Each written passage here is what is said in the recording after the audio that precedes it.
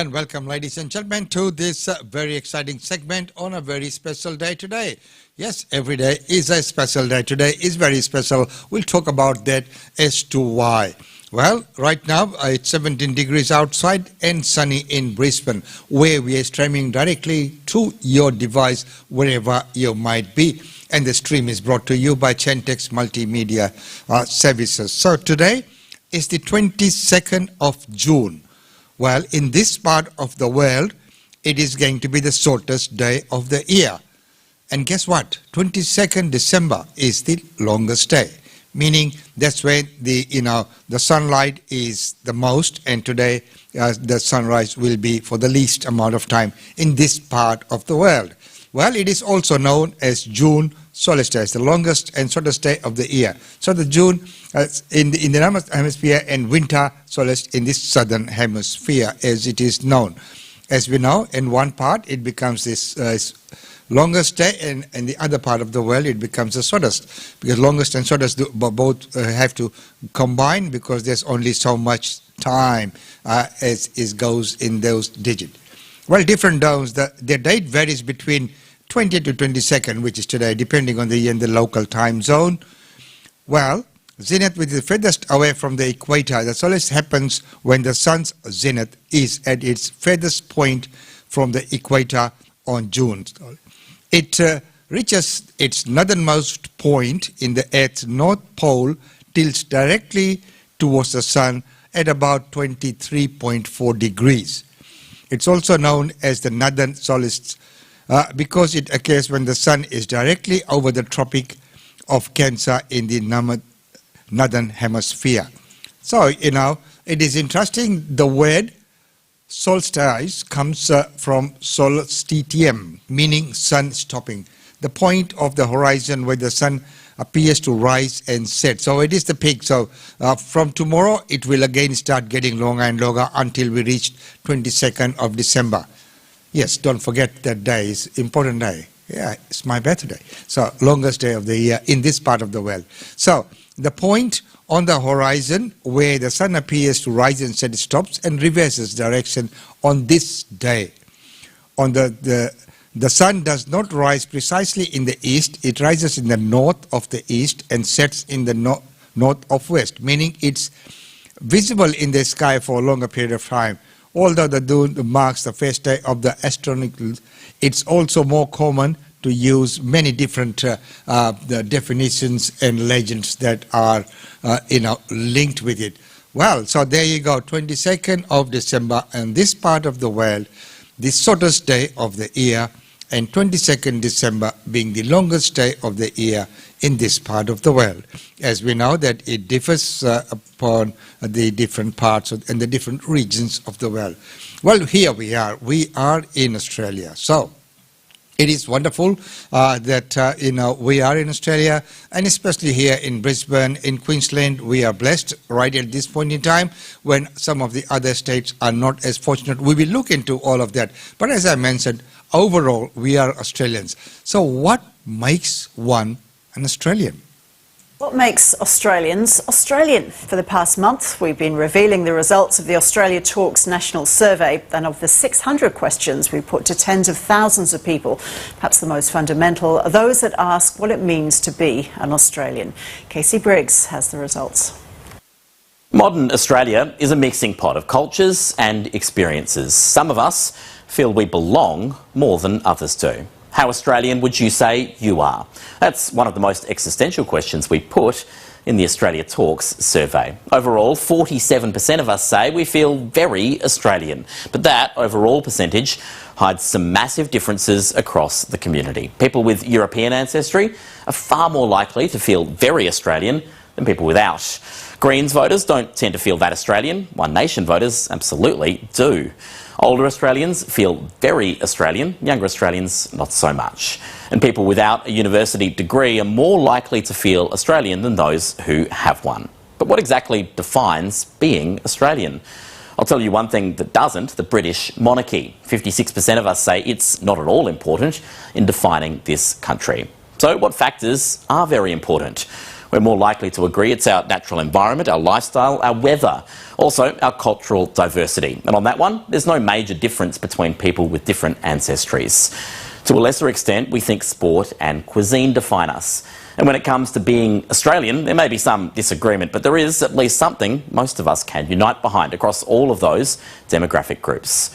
We're a nation of dog lovers. Given the choice between dogs and cats, 72% of us prefer canines. Dog lovers, we are. So there we go. What makes one Australian? And the cultural diversity being up there, 54%, that is quite a good result out there. And that's the way things are at this point in time. And yes, it's a melting pot of cultures, and it's coming together of many different cultures to form that fabric of Australia. Being Australian or feeling Australian, and that is why we are here. That's why we have come. We have chosen to come here. We've chosen to come to Australia for its values and what it has to offer. So we haven't come here to today start changing the country, changing the culture, changing what it means to be Australian. Of course, we bring with us our culture, our cuisine, our customs, our traditions, which enriches the cultural the diversity, and of course the meaning of what it means to be celebrating, understanding all different cultures. That is all okay, but of course there is a unique and a very distinctive Australian way which needs to be maintained as well. Well, what might that be? There's many points, and we'll look at a greater detail in that report which Australia talks about. And I thought the whole series was quite good. There was a lot of survey that was done, and based upon the results, it's quite amazing to see what we're thinking. Well, right now, the national spills, well, Barnaby Joyce is here and back. PM, I'm told you don't want to talk about the leadership of the National Party today, so you know I'm going to ask you about it. Has been running. Questions, mate, not asked. Are you happy with Michael McCormack's performance as National Party leader? Absolutely. I've got a wonderful partnership with Michael. Michael has not been able to map out a clear narrative for the party. I don't think there'll be a spill. I think Michael McCormack will continue to be the leader because he has the numbers. If I survive, then the people who actually run against me, I think they should think long and hard about their futures, and I think they should think long and hard about the role that they need to play in government. Okay, sirrah, whatever will be, will be. There's no one who can't run a leadership spill quite like the Nationals. Michael McCormack seemed to be almost daring his party room to sack him last week with his handling of the Parliament. And I tell you what, I would much sooner live in Australia than anywhere else in the nation. And there is nothing worse than the stench of mice. Well, I actually agree with Peter. They should be rehomed into their inner city apartments so that they can nibble away at their food and their feet at night and scratch their children at night. And by some of his comments this morning. Question again. Do you have the support of all your colleagues? Hope so. We'll soon find out, won't we? We won't only wait too long. By the weekend, the majority of Nationals and the two contenders, Barnaby Joyce and David Littleproud, believed McCormack had to go. But the party has long been riven into three factions which kept McCormack in his job. Those who supported him because it got them a job, those who backed Barnaby Joyce, and a third group who just looked on in horror. In the end, it seems that a crucial vote today in a tight race to get Joyce the 11 votes out of 21 that he needed was delivered by Littleproud in the interests of party harmony. And Barnaby Joyce has been elected leader of the National Party at a federal level. Nothing has changed except for the position of leader. Thank you. And I wish Barnaby Joyce all the best as leader of the National Party. Until somebody else gets sworn in by the Governor-General, David Hurley, I am still the Deputy Prime Minister, and I still have to take that chair in question time. Nothing may have changed except more leadership instability, the very issue the Coalition used to chide Labor about. 3 Prime Ministers and effectively 4 Deputy Prime Ministers since 2013. The Abbott Truss, Turnbull Truss, Turnbull Joyce, Turnbull McCormack, Morrison McCormack and now Morrison Joyce government promised stable government. Joyce's return poses bigger problems for Scott Morrison. Barnaby Joyce left the leadership of his party in the wake of revelations of his affair with a staffer. But his resignation came after sexual harassment allegations were raised by a senior woman in the rural sector, which he described at the time as the straw that broke the camel's back. Joyce denies the allegations. The Nationals ran an internal inquiry, which was inconclusive. The woman at the centre of the allegations, Catherine Marriott, broke her silence in an interview with 7:30 later that year, but said she never wanted her name to be made public. They leaked it. My name was leaked, and that is one of the most frightening things that you will ever have to live through. But Joyce's history takes on a whole new life in the wake of the Brittany Higgins story. There's a couple of female MPs in your party that have raised concerns that you might be some sort of turn-off with female voters. Why did you resign? Because at the time there was an allegation of sexual harassment that was, pursued by the Nationals and ultimately went nowhere. Well, let's start with the most difficult one first. I believe that you had to clear the air, that even though, I absolutely clearly say that if there was ever an issue of that sort, it should be taken to the police. I completely deny. I said they were spurious and defamatory, the allegations. I acknowledge my faults. I resigned. I've spent 3 years on the backbench. I don't walk away from making sure that I can be a better person, do a better job. I think that is a better person doing a better job, but what are the people in his area saying about that? So Barnaby Joyce has just become the leader of the Nationals again in a leadership spill today. How do you feel about that? Personally, I'm pleased to hear about that. I was hoping that that position would be offered to him sooner rather than later. I'm happy with that. Why are you wanting him to be leader of the Nats? I think he's out there and is doing the best for our community and the wider rural regional area as well.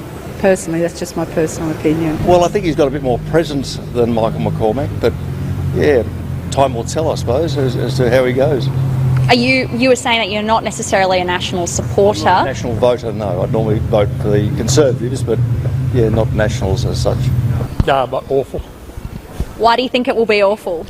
Well, he's a fool's fool, I guess. To put it bluntly, and that I guess he goes from being an embarrassment to the electorate of New England to being an embarrassment for the rest of Australia now. But that's the National Party for you. I think he's wonderful for the area. Being new to the area, I've always been very impressed with Barney. I think he says what he thinks. I think he works very hard for the constituents in this area. And I think we'll be very pleased to vote for him. Very excited, yes. I think he'll do a great job. Yes, so do You know where we stand with him, he's straight to the point. Yes. I heard the news and I don't like it at all. Can you tell me why you don't like it? Well, he's not the man for the job. And we don't have too many politicians that should be there at all, really. To be quite honest, I couldn't trust any of them. So do you think he's good news for this electorate? No, I don't. No, unfortunately. We need someone that represents us, not just does it for their own good, and that's all he's doing. So you think it's self-interest and not interest in the region? Absolutely is self-interest. Yep, and that's all they seem to be interested in, unfortunately. I think Barnaby McCormack had his day in the sun, I think. So there you go, mixed, but by far more people are happy with him being the leader of Nationals and the Deputy Prime Minister. So people say that he's out there, he's what he is, but he comes across quite having a little bit more presence than McCormack. But anyway, as one of the interviewees said, time will tell, as the time is the biggest deal. Well, right now, looking at the next topic for today is vaccines and the vaccine rollout. How is it coming? Arm after arm, the front line in the vaccine rollout. This is a race, and as a nation, we're falling behind. As a state, Victoria's ahead of the rest. Thanks to the extra doses delivered during the latest lockdown, more than 1.95 million Victorians have now received at least one COVID-19 vaccine, followed by New South Wales, where 1.9 million doses have been administered. Queensland's just behind on 1.2 million shots, taking the nationwide total so far to 6.5 million doses. We simply cannot meet the demand that is out there. From the confines of quarantine, the PM appeared to allay at least some concerns. The Prime Minister confirmed that every state was getting doses according to their population. And for the first time, the states were given data detailing the doses that'll be delivered between now and Christmas. My intention is to get the maximum amount of vaccines that we can get to the states and territories. The biggest problem, supply, with Pfizer now the preferred vaccine for under 60s. We are still in a resource-constrained environment where we need to very carefully manage. But soon that'll change. Pfizer's deliveries are expected to ramp up from 1.7 million doses this month to 2.8 million doses next month. And from September, supplies will again be bolstered when the first of the Moderna vaccines are due to arrive here in Australia. While younger people wait, the advice for older Australians is clear. If you are over 60, do not delay. AstraZeneca's freely available, but GPs say patients have been cancelling appointments since the safety advice for that vaccine was updated last week. If you've had a first AstraZeneca vaccine at any age, don't cancel your second vaccine.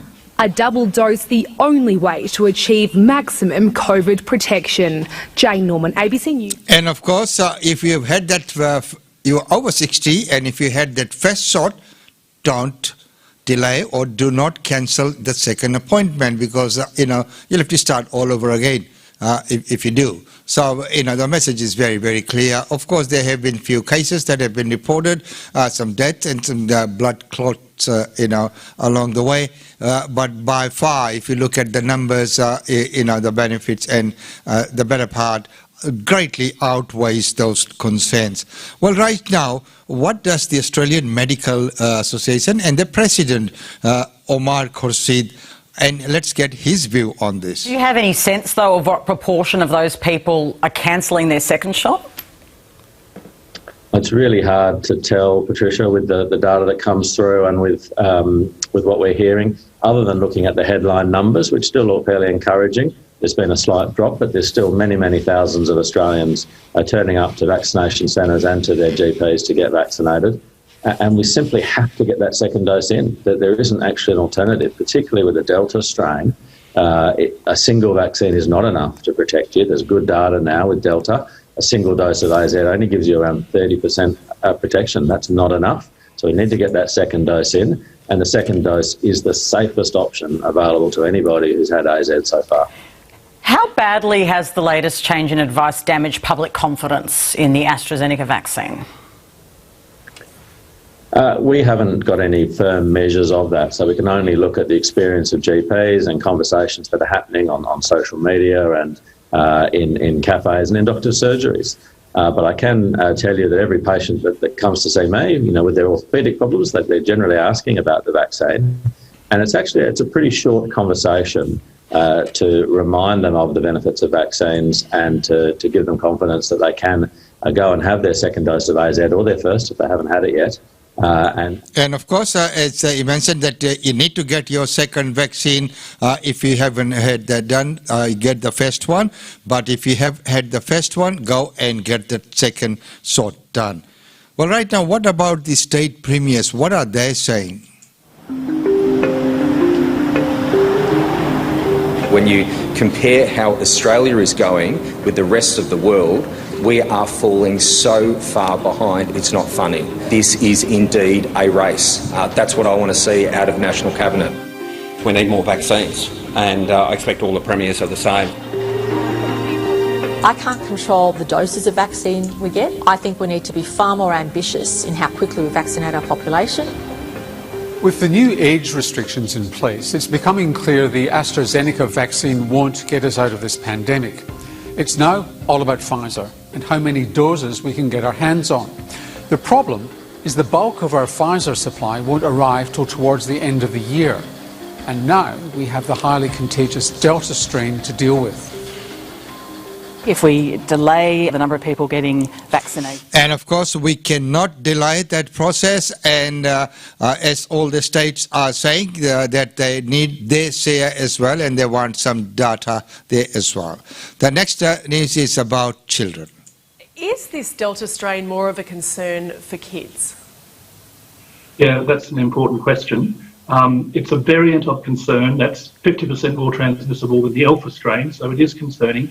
I've been in close contact with my paediatric infectious disease colleagues in London. There's a small bump in the incidence in children admitted to hospital. It's only a small rise, so it is potentially a bit more severe in children, but at a level which is very low. By that I mean that one child has a very low risk of catching COVID to the point where it's severe enough to go to hospital. They can get another syndrome 6 weeks after, which involves a sepsis-like syndrome with rash and an effect on the heart. And again, that's very rare.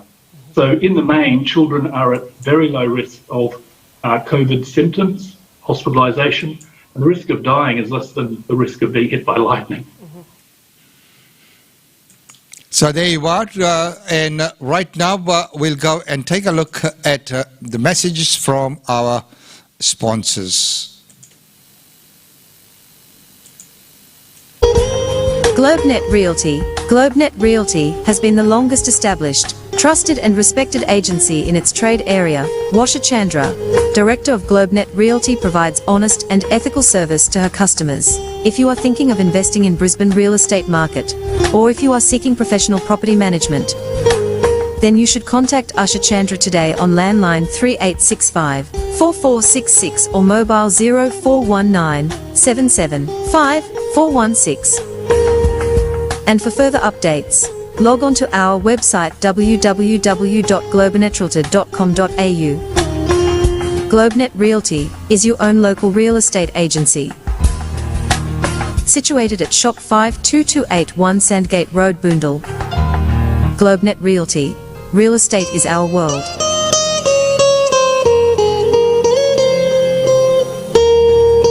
And real estate is a world. And don't forget that tomorrow we have the real estate update with Usha Chandra right here on this channel. Well, right now we get some messages from Councillor Angela Owen and His Worship the Mayor of Gold Coast, Mayor Tom Tate, and President of Gopio Gold Coast, Pradeep Gaurasia. What I'll do. Hello everyone, I'm Councillor Angela Owen, and it's with great pleasure once again that I throw my support behind India Day Fair to be held this year on the 15th of August at Suncorp Piazza at South Bank in Brisbane. This is for many years, and it is wonderful to know that it is continuing and growing from strength to strength. Yes, going from strength to strength, and don't forget and don't get confused that India Day Fair this year is not at Roma Street Parklands, it is at the South Bank Piazza, much bigger way with more stalls and everything. So we'd love to see you all there on 15th of August. And here's a message about Gopio from Mayor Tom Tate. Okay. Wonderful to be here tonight to celebrate Gopio, and with all our Indian friends. There's one thing we've got on the Gold Coast. We are so blessed. We're blessed with wonderful weather. We're blessed with the way we've handled pandemic. And we're so blessed with the Indian society that is so generous to help not just Indian descent, but also the wider community. So here's celebration. I love being here. Gopio Queensland is organising the India Fair Day. We at Gopio Gold Coast is supporting it, and we encourage all of Indians in Gold Coast to join them. All the best. Okay. Wonderful to be here tonight to celebrate. And of course, all those messages just keep coming. And right now it's time to take a look at some of the functions and events that are taking place. And of course, as we know that those messages there was from Councillor Angela Owen and the Mayor of Gold Coast, and Pradeep Gaurasia, who is the President of Gopio Gold Coast, supporting Gopio Queensland's India Day Fair, which will be on the on the 15th of August at South Bank Piazza, which is a new venue this year. Well, right now, let's take a look at some of the other functions and events taking place right here in and around.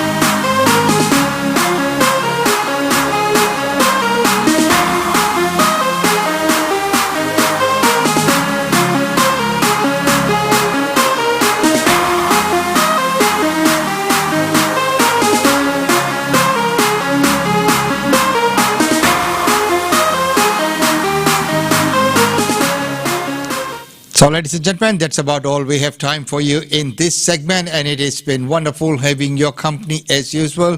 And don't forget, today, the 22nd of June, the shortest sunlight day in this part of the hemisphere.